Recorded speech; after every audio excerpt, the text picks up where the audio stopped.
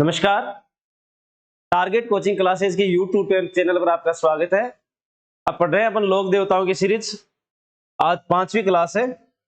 चलो स्टार्ट करते हैं क्लास को।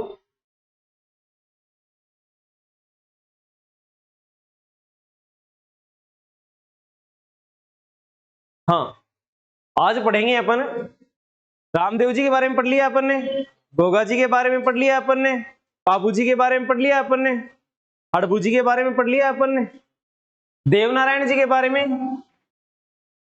अपन देवनारायण जी के बारे में पढ़ते हैं। देवनारायण जी, ये देखो नागवंशीय गुज्जर थे। कौन से गुज्जर थे? नागवंशीय गुज्जर थे। और ये गुज्जरों के आराध्य देवता है। किनके?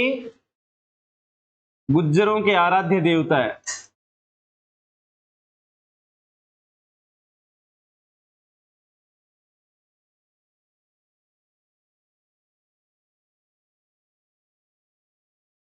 गुज्जरों के आराध्य देवता कौन है?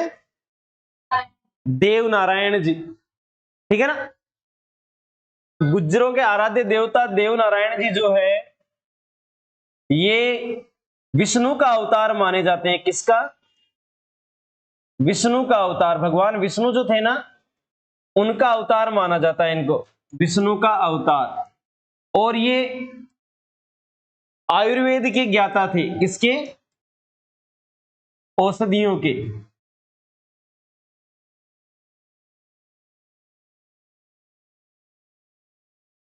कौन? देवनारायण जी। इनका जन्म जो है वो कहां पे हुआ था? हाँ, गोठ मांगलोद नाम की कोई जगह है, वो आसींद तहसील आती है और भीलवाड़ा जिला आता है। यहां इनका जन्म हुआ था। ठीक है। और इनके बचपन का नाम था उदय सिंह। उदय सिंह या उद्दल, ये इनके बचपन का नाम था। इनके पिताजी का नाम था सवाई भोज। क्या नाम था? सवाई भोज। और इनकी माता का नाम था सेठू खटाणी। हाँ जी, सेठू माता, खटाणी गोत्र के थे, सेठू खटाणी। और देवनारायण जी खुद है ये बगड़ावत है। क्या है? बगड़ावत है।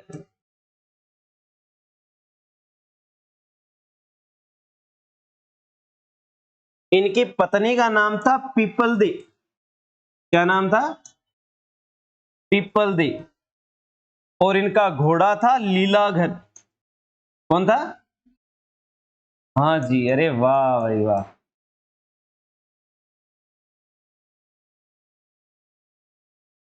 ये इनकी कॉमन जानकारी है।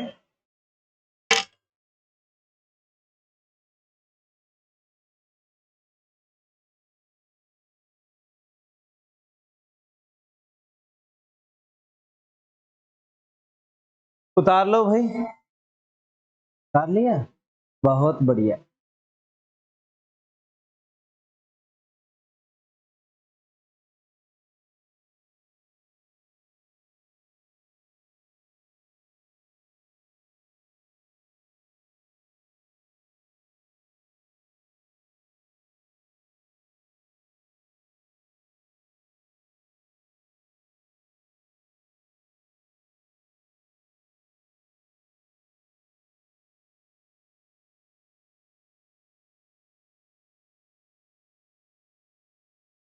देवनारायण जी नागवंशीय गुज्जर है, गोत्र इनकी बगड़ावत है।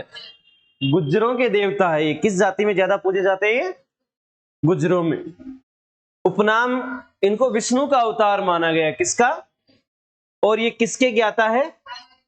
आयुर्वेद के ज्ञाता, आयुर्वेद के जानकार है ये। इनका जन्म गोठ मांगलोद में हुआ। कहां हुआ? गोठ मांगलोद में। 1243 ईस्वी में हुआ था इनका जन्म। वैसे गोठ मांगलोद आसीन भीलवाड़ा में। ठीक है। इनके, हाँ जी 43।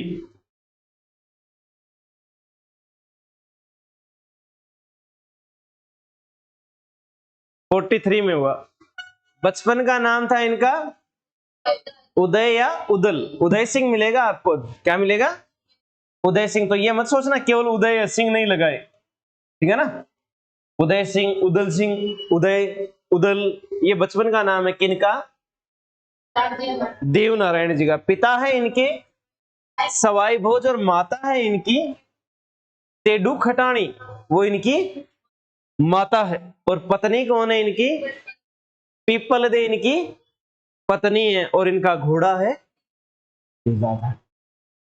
लिख लिया। सबसे लोकप्रिय फड़ किसकी बताई थी? बाबू जी की। सबसे लोकप्रिय फड़ किसकी थी? बाबू जी की। पर सबसे छोटी फड़ किसकी है? ना, आप जो मैं बता रहा हूं ना वो सुन लो। आपको जो मैं बता रहा हूं ना वो सुन लो। मुझे पता है आपको आता है ना, फिर भी सबसे छोटी फड़ किसकी है? देव नारायण जी की। सबसे छोटी फड़। सबसे लंबी फड़ किसकी है? देव नारायण जी की। सबसे बड़ी फड़ किसकी है? देव नारायण जी की। सबसे छोटी किसकी है? किसकी है? देव नारायण जी की। और सर्वाधिक चित्रित फड़ कौन किसकी है? देव नारायण जी की सर्वाधिक चित्रित फड़।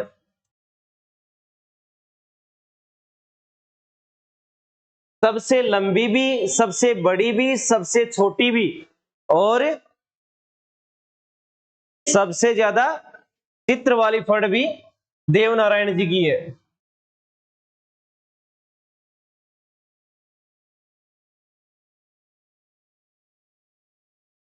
अभी बताएंगे, छोटी भी हो सकती है, बड़ी भी हो सकती है।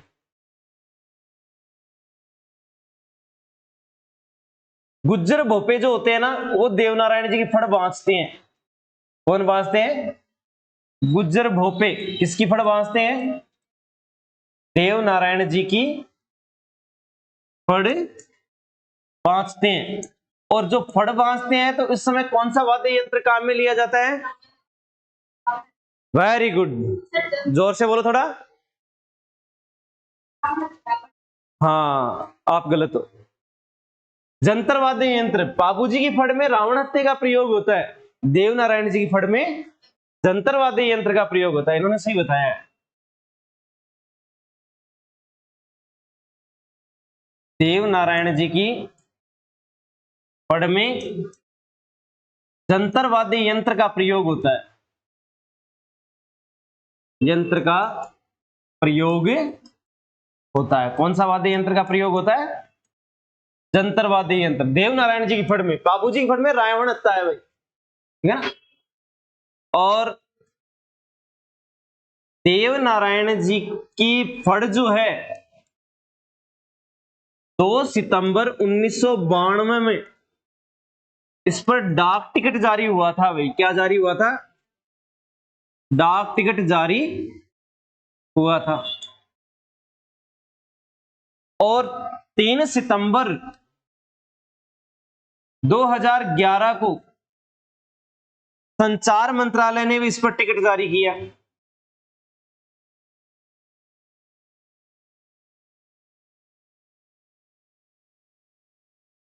और ये डाक टिकट है 5 रुपए का, दोनों में। डाक टिकट कितने रुपए का है? 5 रुपए का। और आपके सवाल का जवाब यही है। छोटी फड़ की बात करते हैं ना तो वो डाक टिकट पर जारी की गई है, ठीक है ना। तो सबसे छोटी भी किसकी है? देव नारायण जी की। सबसे बड़ी और लंबी भी किसकी है? देव नारायण जी को। सबसे ज्यादा चित्र किसमें है? हमारी आंखों में। लिखो, फड़ चित्रित फड़ है इनकी।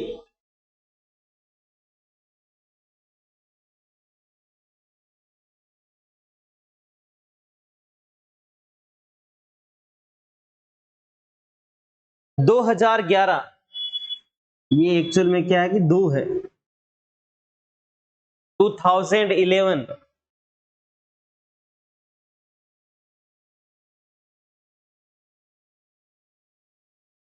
2011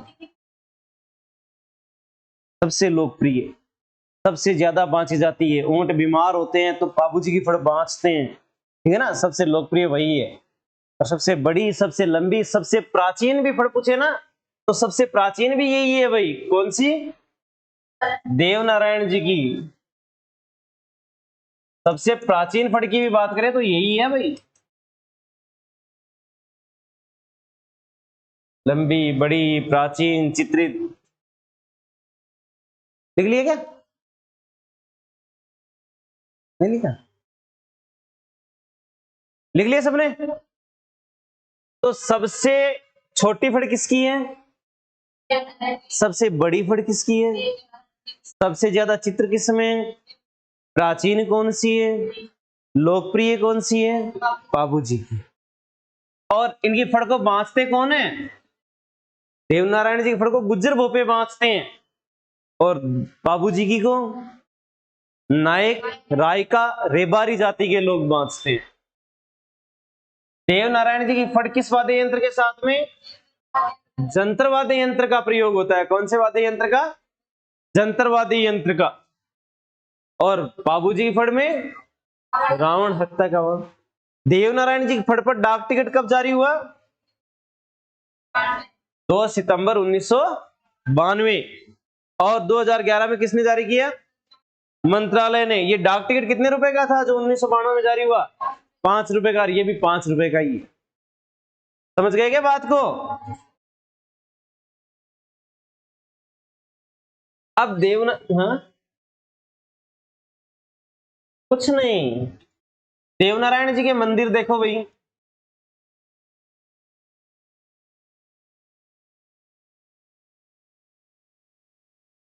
मंदिर कहां पे देवनारायण जी का?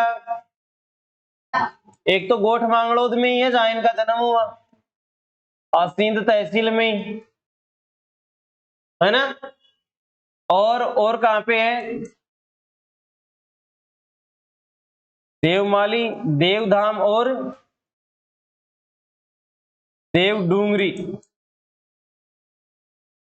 हाँ है ना, किसने मना किया? नहीं है। देवडूंगरी है चित्तौड़गढ़ में, देवधाम है, देवमाली है ब्यावर में। ब्यावर में देवमाली है, देवधाम है जोधपुरिया। हाँ जी, जोधपुरिया गांव है टोंक जिले में। कोई जोधपुर मत समझ लेना इसको, कोई भी व्यक्ति इसको क्या नहीं समझेगा, जोधपुर नहीं समझेगा। कल को आप लोग इसको जोधपुर समझ लोगे। जोधपुरिया है, ये टोंक में है। कहां पे है?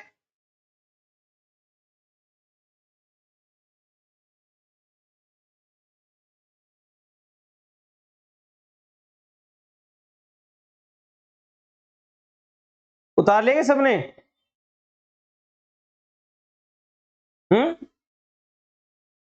उतार लिया।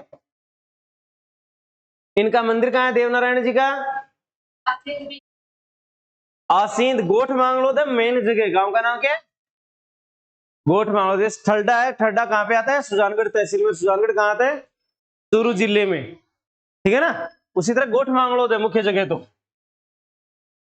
आसींद गांव तहसील आती है, भीलवाड़ा जिला आता है। यहां मुख्य मेला भरता है, ठीक है। एक देवधाम, देवधाम कहां पे है? जोधपुरिया टोंक में। जोधपुरिया जोधपुर नहीं है, जोधपुर अलग है, जोधपुरिया गांव का नाम है, ठीक है। ये टोंक जिले में है जोधपुरिया गांव। और एक जोधपुर सभ्यता भी आएगी आपकी, वो जयपुर में, ठीक है ना, वो अलग है, वो ध्यान रखना है भाई आपको। देवमाली, देवमाली कहां पे है? ब्यावर में। और ब्यावर कहां है? ब्यावर जिला है, अजमेर में नहीं है। नया जिला बन चुका है ब्यावर भाई, इसलिए अजमेर वाला दिमाग से निकाल देना। और देवडूंगरी कहां पे है?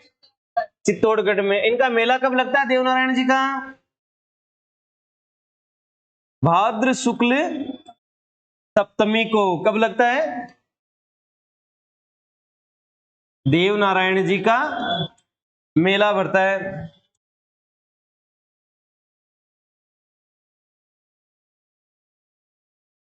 भाद्र शुक्ल सप्तमी को इनका मेला भरता है। बाबू जी का मेला कब भरता है? कब भरता है? चैत्र की अमावस्या को।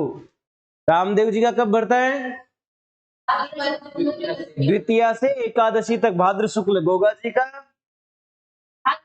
भाद्र कृष्ण नवमी, भाद्र शुक्ल दशमी तेजा दशमी, तेजा जी का, ठीक है ना, याद रखना, साउंड नहीं है। मैंने कब कहा, तुमने बोला? हिंदू धर्म के अनुसार बड़ा महीना माना जाता है। कौन सा महीना बड़ा महीना माना जाता है? भाद्र का महीना, क्योंकि इसमें देवताओं के 30 त्योहार ना वो आते हैं, मेले त्योहार खूब आते हैं, इसलिए भाद्र को बड़ा महीना मानते हैं हिंदू धर्म में। दिनों में बड़ा नहीं है ये, ठीक है ना। किसका? ना जी, नहीं, ये तो सप्तमी को ही बढ़ता है, भाद्र शुक्ल सप्तमी को। ये देवडूंगरी जो है ना, ये चित्तौड़गढ़ में है। और चित्तौड़ का राजा जो राणा सांगा था ना, पढ़ा होगा राणा सांगा के बारे में? राणा सांगा के बारे में पढ़ा होगा? जिसके एक हाथ नहीं था, एक आंख नहीं थी, एक टांग नहीं था, 80 घाव शरीर पर लगे हुए थे। उसी राणा सांगा ने ये मंदिर बनवाया था। राणा सांगा जो है वो किसको मानता था? देव नारायण जी को। तो लिख लो ये लाइन, राणा सांगा देव नारायण जी की पूजा करता था, और देव डूंगरी चित्तौड़गढ़ में उसने देव नारायण जी का मंदिर बनवाया। लिख लिया क्या ये? आप लोग कहां कैसे लिख लिया आप लोगों ने?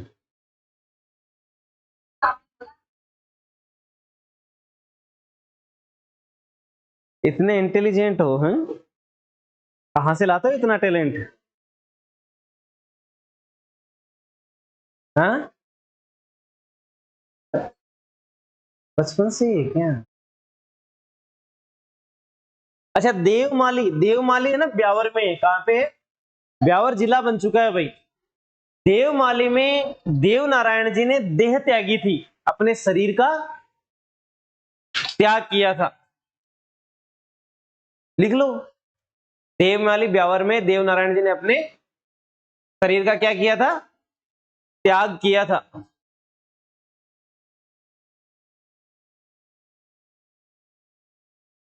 और ये देवधाम में है ना, यहां भी विशाल मंदिर है, बड़ा मंदिर है। किसका? देव नारायण जी का।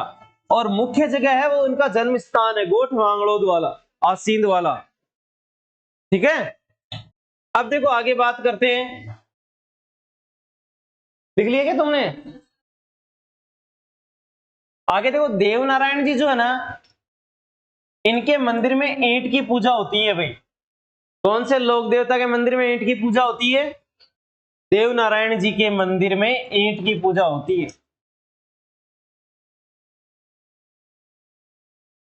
ईंट की पूजा होती है, ईंट की पूजा होती है। और नीम के पत्तों से होती है। किससे होती है? नीम के पत्तों से।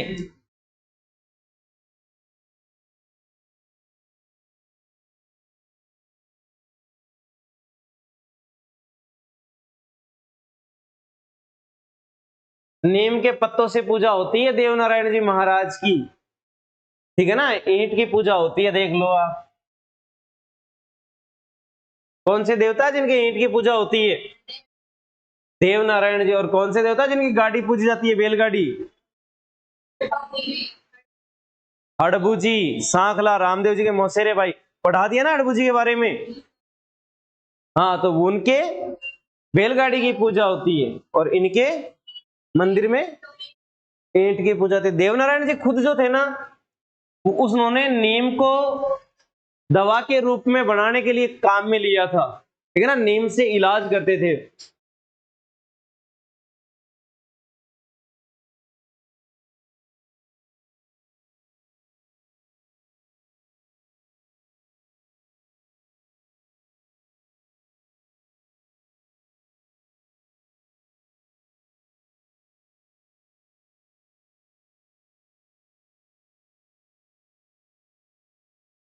नीम का प्रयोग करते थे ये, ठीक है ना, इसलिए नीम की पूजा होती है। यहाँ ईंट की पूजा होती है, नीम की पूजा में काम में नीम लिया जाता है।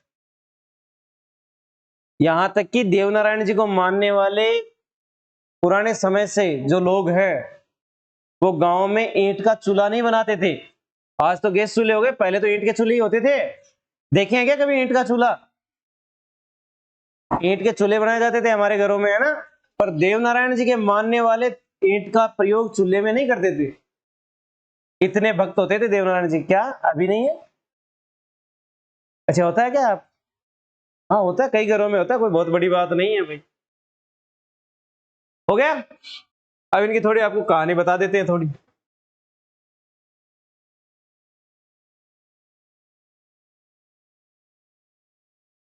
देवनारायण जी कौन से गोत्र के हैं? नागवंश से गुजर बगड़ावत गोत्र है इनकी। कौन सी गोत्र है? बगड़ावत गोत्र। गुजरों के देवता है ये, मैन गुजर जाति में पूज्य ज्यादा है। हाँ, यही उनके कुल देवता, यही उनके आराध्य देवता गुजरों के, तो ठीक है ना। गुजरों के देवता यही है देवनारायण जी। और इन्हें विष्णु का अवतार माना जाता है भाई। इसका विष्णु का। और ये आयुर्वेद के ज्ञाता थे, आयुर्वेद का प्रयोग करते थे, नीम की पत्तियों का प्रयोग करते थे। 1243 ईस्वी में इनका जन्म हुआ। गोठ मांगड़ोद में हुआ इनका जन्म। कहा? गोठ मांगड़ोद में। और बचपन का नाम क्या है इनका? उदय उदल उदय सिंह। और पिता इनके सवाई भोज है, माता इनकी सेडू खटाणी है, और पत्नी इनकी पिपलदे है। घोड़ा इनका, देखो एक बार एक स्वर्ग की परी थी। बाबूजी कहानी सुनाई थी ना मैंने आपको, है ना। अच्छी थी ना कहानी? तुम नहीं आया तो क्या आज थोड़ी सुनाऊंगा यार, गया वो दिन।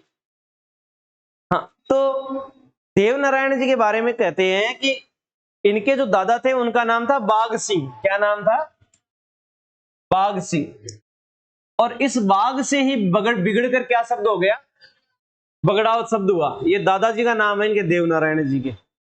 ऐसी कहानी मिलती है कि स्वर्ग की एक परी थी, और उस परी को भगवान ने यह कह दिया कि तुम धरती लोक पर जाओ, और धरती लोक पर तुम्हें जो व्यक्ति मिलेगा उससे शादी होगी, जो जीव में जानवर मिलेगा उसके जैसी तुम्हें संतान होगी। वो परी आई, तो उस परी के बाघ को देखा था पहली बार, तो उसको संतान जो हुई उसका मुख कैसा था? बाघ जैसा था।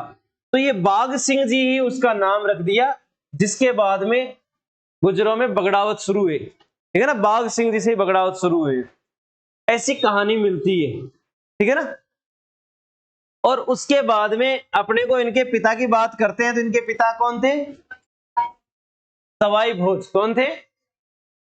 सवाई भोज। सवाई भोज जो है ना, इनको मारा था भिनाई के राजा दुर्जन साल ने। इनके पिता की हत्या किसने की थी? दुर्जन साल ने। देवनारायण जी के पिताजी की हत्या की थी भिनाई के राजा दुर्जन साल ने।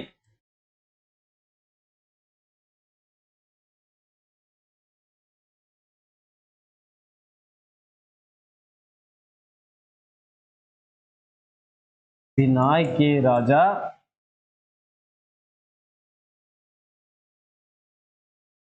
दुर्जन साल ने। हाँ, क्या बोलो? जोर से बोला करो, ऐसे सुनाई नहीं देता। हाँ तो जोर से बोला करो, काय का शर्म है, काय का शंका है? जोर से बोलो, मुझे पता चलना चाहिए क्या बोला। देव नारायण जी ने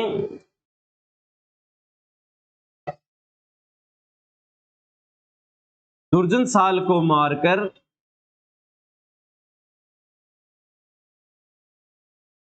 अपने पिता की हत्या का बदला लिया।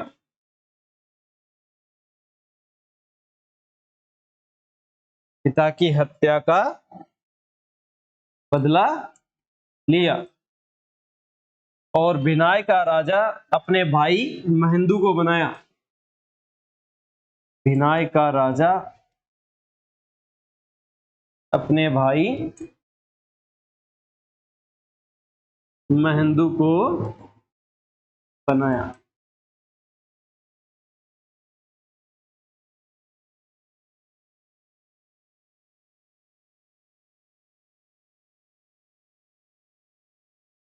भिनाय के राजा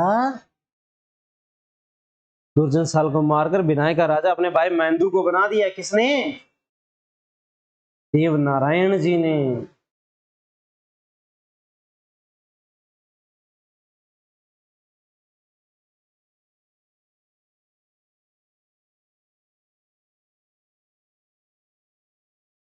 हो गया?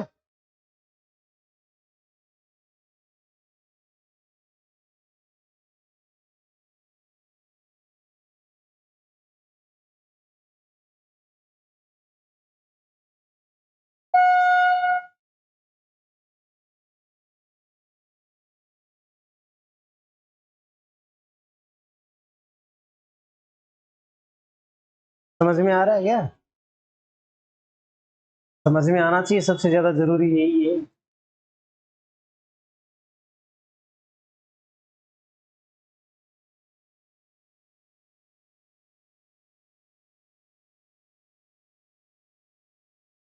हाँ, अब देखो मैं आपको स्टोरी सुना रहा हूं।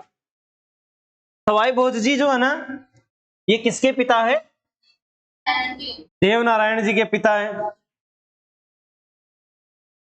तो सवाई भोज जी का मित्र था ये भिनाय का राजा। कौन है? दुर्जन साल। भिनाय का राजा दुर्जन साल किसका मित्र था? सवाई भोज का दोस्त थे ये, मित्र थे ये। बता रहे हैं ना। फिर क्या हुआ, इस दुर्जन साल की शादी होनी थी, है ना? तो शादी में ये अपने दोस्त को लेके गया। किसको? सवाई भोज को। जयवंती, दमयंती ऐसे नाम मिलते हैं इस कन्या की, कि इससे भिनाय के राजा दुर्जन साल की शादी होनी थी। तो शादी होने के लिए जब ये गए, तो आपको पता है पुराने समय में तोरण ऊपर बांध देते थे, परीक्षाएं होती थी। मैंने बताया था ना, बाबू जी का तोरण ऊपर बांध दिया था। तो उन्होंने क्या किया है ना, तो तोरण ऊपर बांध दिया। और तोरण है जो भिनाय के राजा दुर्जन साल से मारा नहीं गया। ये सवाई भोज जी हट्टे कट्टे लंबे चौड़े नौजवान थे, और इन्होंने उछल के तोरण मार दिया। अब इन्होंने तोरण मार दिया तो ये बात पता चल गई इस लड़की को, है ना, कि तोरण उसके साथ है, उसने मार दिया। इसने अपने सहेली को भेजा, इनकी खड़ग मंगवा ली और खड़ग के साथ शादी कर ली उसने। उसके घर वालों ने कहा कि भाई बारात आई है, फेरों में बैठ। तो उसने कहा मैं तो उसी के साथ शादी करूंगी जिसने तोरण मारा है। अब घर वालों ने कहा कि हमारी इज्जत का क्यों फलूदा कर रही है, बैठ जा शादी में। और इस प्रकार इससे इसकी शादी किसके साथ में हो गई? दुर्जन साल से। अब कोई लड़का सरकारी नौकरी वाला आ जाए, तोरण दूसरा मार, चली जाती है लड़कियां उसके साथ? नहीं जाती, सवाल ही पैदा नहीं होता चली जाए। पर ये चली गई, ये पर शादी इसी से हुई है, दुर्जन साल से।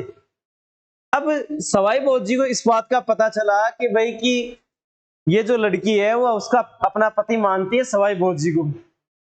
तो इस कारण जब इसको दुर्जन साल को इस बात का पता चल गया, इधर सवाई भोज जी को पता चल गया, तो इनमें हो गया झगड़ा। और झगड़े के कारण सवाई भोज की हत्या कर दी। किसने? भिनाय के राजा दुर्जन साल ने। इस बात का पता जब माता सेडू खटाणी को चला, तो सेडू खटाणी अपने बेटे को लेकर के ननिहाल जा रही है। कहां जा रही है? ननिहाल। और देवास है एमपी में। कहां पे? एमपी में देवास नाम की जगह है, वहां देवनारायण जी का ननिहाल था। देवनारायण जी का ननिहाल। तो ये ननिहाल जा रही है, तो बीच रास्ते में गोठ मांगड़ोद आता है, ठीक है? माला शेरी डूंगरी बोलते हैं, माला शेरी डूंगरी। उस जगह पे देवनारायण जी का जन्म होता है। देवनारायण जी के जन्म के बाद में ये देवास चले गए, एमपी चले गए, देवनारायण जी की माता। और उस समय देवास में परमार राजाओं का शासन था। किसका? परमार राजाओं का शासन था। देवनारायण जी वहीं बड़े हुए अपने ननिहाल में ही। ननिहाल में बड़े हुए तो एक बार परमार राजा की बेटी पड़ गई बीमार पड़ गई। उसने कई वेदों को, हकीमों को दिखाया, उसका इलाज नहीं हुआ। तब उसने देवनारायण जी को बुलाया, तो देवनारायण जी ने उसको दवाई दी और वो लड़की हो गई ठीक। और परमार राजा ने इस कारण उसकी शादी कर दी देवनारायण जी से। इस प्रकार पीपल दे का विवाह किससे हो गया? देवनारायण जी से। अब डॉक्टर ठीक कर देता तो शादी थोड़ी करते हैं, पर यहां राजा ने कर दिया। देखो, देवनारायण जी से शादी, देवनारायण जी की शादी हो गई। अब बात करते हैं इनके फड़ की, है ना। शादी विवाह हो गया इनका। पत्नी का नाम क्या है? घोड़ी का नाम क्या है? घोड़ा इनका, है ना। घोड़ा है इनका लीलाधर, ठीक है ना। और पिता सवाई भोज और माता सेढू, ठीक है। अब देवनारायण जी की जो फड़ है वो किस वाद्य यंत्र के साथ बजाई जाती है, बाजी जाती है? जंतर के साथ में। किसके साथ में? जंतर के साथ में। सबसे लंबी, सबसे बड़ी, सबसे छोटी, सबसे प्राचीन, सर्वाधिक चित्र वाली फड़ किसकी है? और किसकी फड़ पर डाक टिकट जारी हुआ है? कितने रुपए का? कब हुआ? हाँ, और 3 सितंबर 2011 को फिर एक टिकट जारी हुआ जो संचार मंत्रालय ने जारी किया। अब देवनारायण जी के मंदिर की बात करते हैं। आसींद भीलवाड़ा में इनका मुख्य मंदिर है ही है, और देवधाम जोधपुरिया में इनका बड़ा मंदिर है, विशाल मंदिर है, टोंक जिले में आता है। देवमाली ब्यावर में यहां देह त्याग किया था, यहां इनका मंदिर है। और देव डूंगरी चित्तौड़गढ़ में इनका मंदिर है। देव डूंगरी चित्तौड़गढ़ में राणा सांगा ने बनवाया। राणा सांगा जो है किसको मानता था? देव नारायण जी को मानता था। और देह जहां त्यागी इन्होंने, तो वहां के बारे में कहते हैं कि देव नारायण जी अपने शिष्यों के साथ गए, तो वहां एक गुफा थी। तो देव नारायण जी ने अपने शिष्यों से कहा कि मैं गुफा में प्रवेश कर रहा हूं, हो सकता है मैं वापस नहीं आऊं। मैं नहीं आऊं तो ये समझ लेना कि देव नारायण जी ने अपनी देह का त्याग कर दिया है। तब काफी समय बीत गया, देवनारायण जी गुफा में जाने के बाद में वापस नहीं लौटे। तो भक्त जो है वो गुफा में जाते हैं, तो वहां उनको ईंट मिलती है। क्या मिलती है? ईंट मिलती है। तो इसलिए देव नारायण जी के मंदिर में किसकी पूजा होती है? ईंट की पूजा होती है, नीम की पत्तियों से। किससे? नीम की पत्तियों से ईंट की पूजा होती है। नीम का प्रयोग ये कब, किस काम में करते थे? औषधियां बनाने में नीम का प्रयोग ये करते थे। इनका मेला कब बढ़ता है? भाद्र शुक्ल सप्तमी को मेला बढ़ता है। किसका? देवनारायण जी महाराज का। देवनारायण जी के मंदिर में ईंट की पूजा होती है, नीम के पत्तों से होती है। आयुर्वेद के ये जानकार थे, नीम का प्रयोग करते थे। और ये आपको बता दिया कि इनके पिता की हत्या दुर्जन साल ने की थी। और इन्होंने, ये जब अपने ननियाल में थे ना, तब इनको किसी भाट ने बताया था। भाट जो जानते हो ना, भाई भाट आते हैं इतिहास बताने वाले, तो उन्होंने इनको बताया था कि आपके पिता की हत्या दुर्जन साल ने की है, बिनाई के राजा ने। तो ये दुर्जन साल को मार करके अपने पिता की मृत्यु का क्या लेते हैं? बदला लेते हैं। ये थे अपने कौन से महाराज? देव नारायण जी महाराज। कौन से? देव नारायण जी। अब पढ़ते हैं अपन इलोजी महाराज के बारे में पढ़ते हैं। इन आंखों की मस्ती। हाँ, क्या हुआ? ओए, आंख दिखाता है इलोजी।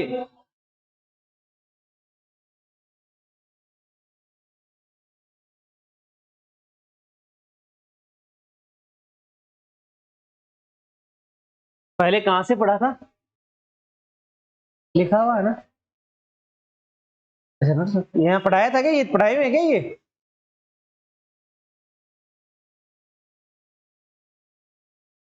चलो इलोजी के बारे में पढ़ते हैं। इलोजी, इलोजी जो है ना, ये कुंवारों के देवता है भाई। कुंवारों को दुल्हन देते हैं। क्या देते हैं ये? कुंवारों को दुल्हन देते हैं। और नव दंपति को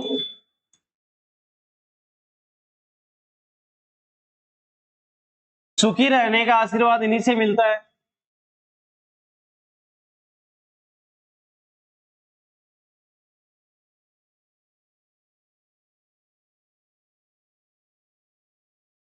कुंवारों को दुल्हन देते हैं, बांझन को पुत्र देते हैं।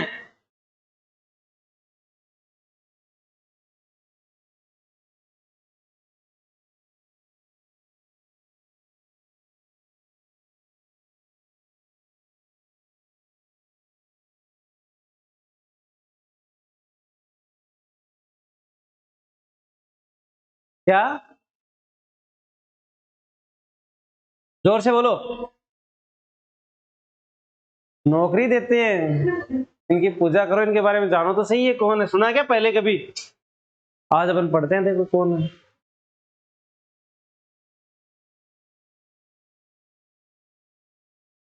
हाँ, ये बात पूजा करते ही नहीं, इनको क्या होता।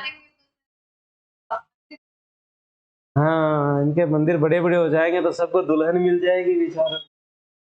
खूब मिलती है मंदिरों में, मेलों में दुल्हन। इनमें भील मीणाओं में तो मेले भी लगते हैं, मेलों से लड़कियां लेके आते हैं, शादी कर लेते हैं। हाँ, अपने को तो बिहार ही जाना पड़ेगा भाई। हाँ, मेरे को जाना पड़ेगा भाई, अपने को तो क्यों जाना पड़ेगा। कुंवारों को दुल्हन देते हैं, उसको छोड़ के चला जाऊंगा तो।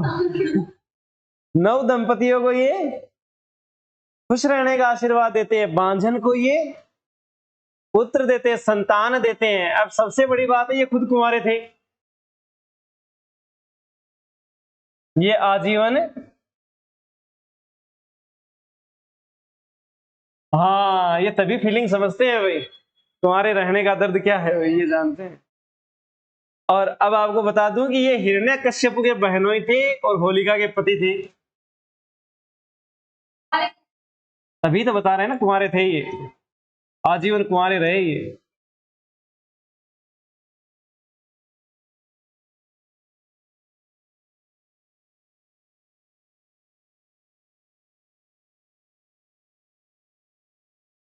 होलिका के पति थे, फिर भी कुंवारे थे, देख लो ये। इन्हें राजस्थान में छेड़छाड़ का देवता माना जाता है।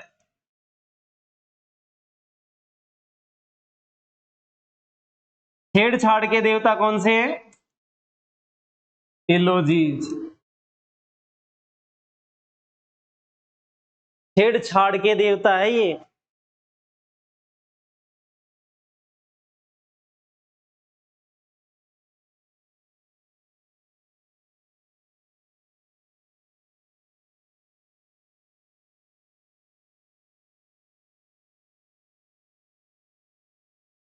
बोलो इलोजी महाराज की जय हो।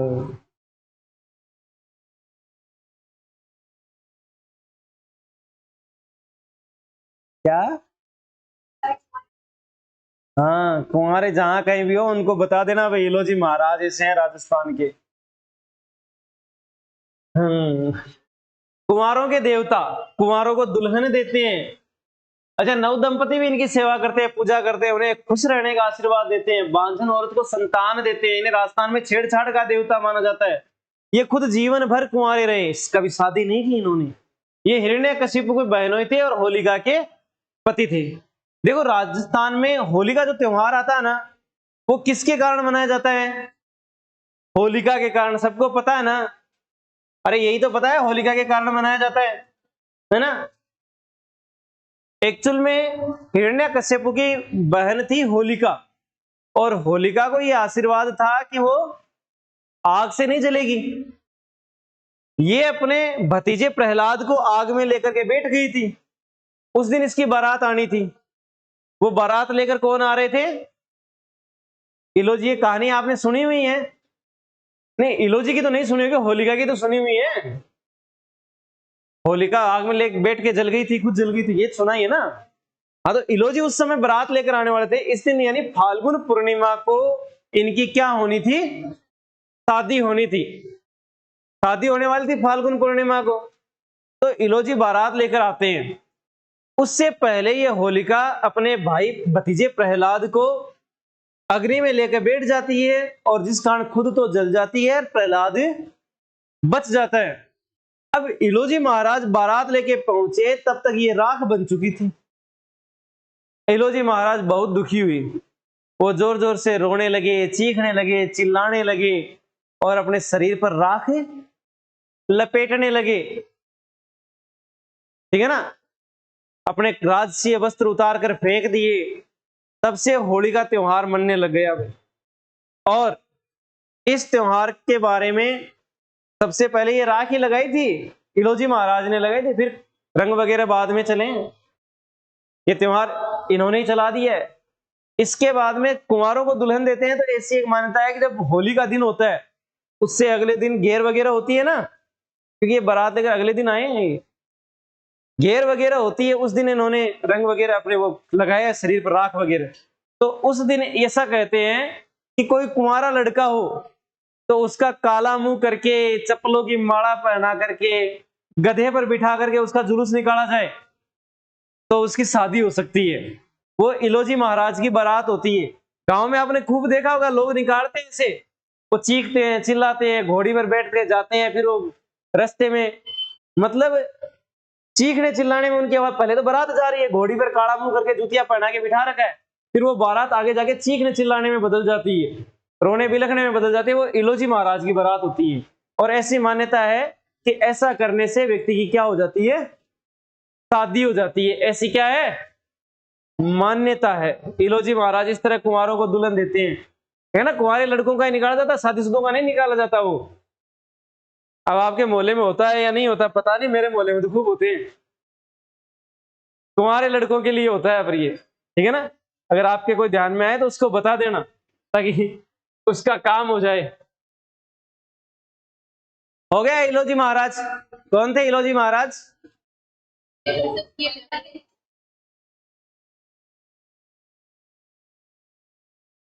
मंगेतर थे, पियोन सी थे। चलो कोई बात नहीं, पर होलिका के पति यही होने वाले थे भी। हाँ, ये होने वाले पति थे, पति हुए नहीं थे भी, पहले ही होलिका खत्म हो गई थी। इसके बाद में अपन पढ़ते हैं, कौन से देवता पढ़े? मल्लीनाथ जी पढ़ लेते हैं। मांग लिया? मेहा जी पढ़ लिए क्या? चलो कोई बात नहीं, कल पढ़ लेंगे। मल्लीनाथ जी पढ़ते हैं। ओए, इधर ध्यान दो। मल्लीनाथ जी, इनका जन्म जो है वो कहां हुआ? तिलवाड़ा में। अरे वाह भाई वाह, तिलवाड़ा कहां पे है? जोर से बोलो। बालोतरा में है भाई, बालोतरा नया जिला बन गया है। ध्यान रखो, नए जिले बन गए हैं, बालोतरा में है ये, तिलवाड़ा में। इनके पिता थे राव सलखा जी, और इनकी माता थी जीणा दे। माता कौन थी? जीणा दे। इनकी पत्नी थी रूपा दे। हाँ जी। और इनके गुरु थे उग्गम सिंह भाटी। उग्गम सिंह भाटी, ये इनके गुरु थे।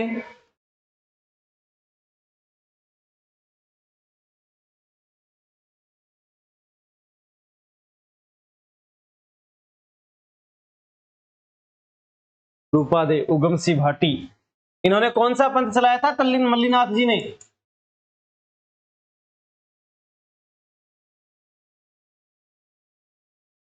कुंडा पंथ चलाया था। कौन सा? कुंडा पंथ चलाया था। हाँ बोलो। पेन को उल्टा पकड़ लू क्या? ये लो, मैंने कई बार कई आदमियों को उल्टा पकड़ने की कोशिश की, नहीं आता है। अच्छा, आज पेन को तो पकड़ ही लेता हूं। कुंडा पंथ चलाया इन्होंने, मल्लीनाथ जी ने। इनका मंदिर तिलवाड़ा में ही है भाई, तिलवाड़ा में। और इनका जो मेला है वो चैत्र के महीने में क्या अमावस्या को बढ़ता है। अरे वो बाबू जी का बढ़ता है चैत्र की अमावस्या को, इनकी बात कर रहे हैं। अमावस्या से पूर्णिमा तक बढ़ता है।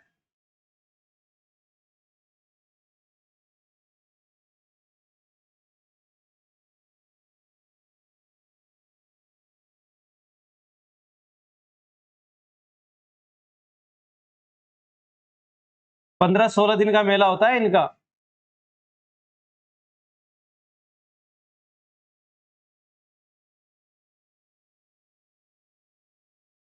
ठीक है ना। और तिलवाड़ा बाड़मेर का ये जो तिलवाड़ा ना, तिलवाड़ा, तिवाड़ा नहीं तिलवाड़ा, ये मेला जो है पशु मेला है भाई।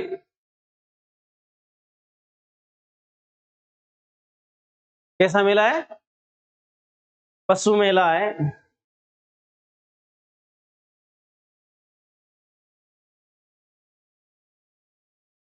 तिलवाड़ा बाड़मेर में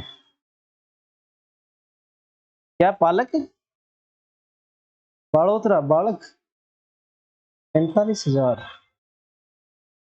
तिलवाड़ा पशु मेला किसका है? मल्लीनाथ जी का। अब देखो इनकी पत्नी जो है ना रूपा दे, कौन है? इनका मंदिर है मालाजाल गांव में। कौन सा गांव? यहाँ पे। और बाड़मेर के मालानी क्षेत्र का जो नाम है ना, मालानी क्षेत्र, हाँ मल्लीनाथ जी के नाम पर ही है भाई।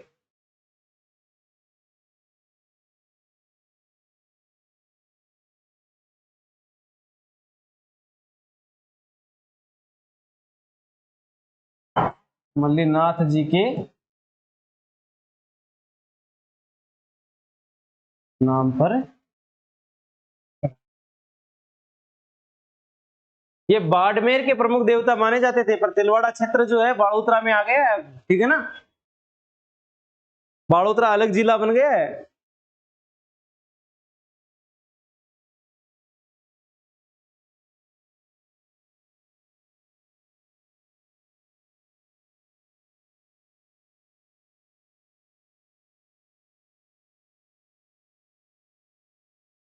हो गया, लिख लिया सबने? तो मल्लीनाथ जी का जन्म कहाँ हुआ है? तिलवाड़ा बाड़ोतरा में। पिता सलखा जी, माता पत्नी रूपा दे का ही गुरु था उगम सिंह भाटी, और रूपा दे के कहने पर ही इन्होंने गुरु बनाया था उगम सिंह भाटी को। अपनी पत्नी के कहने पर गुरु बनाया था। और इन्होंने कौन सा पंथ चलाया? कुंडा पंथ। मंदिर कहाँ है इनका? तिलवाड़ा में। और मेला चैत्र की अमावस्या से पूर्णिमा तक चलता है। होली के बाद में अब अमावस्या आएगी, इनका मेला शुरू हो जाएगा 16 दिन का। और ये पशु मेला है भाई। कैसा मेला है? इनकी पत्नी जो है ना रूपा देवी, वो भी लोक देवी है। उनका मंदिर है मालाजाला गांव में। और बाड़मेर का मालानी क्षेत्र भी मल्लीनाथ जी के कारण ही प्रसिद्ध हुआ है। इनके नाम पर इनका नाम है पड़ा है। आज के लिए इतना ही, बाकी पढ़ेंगे कल।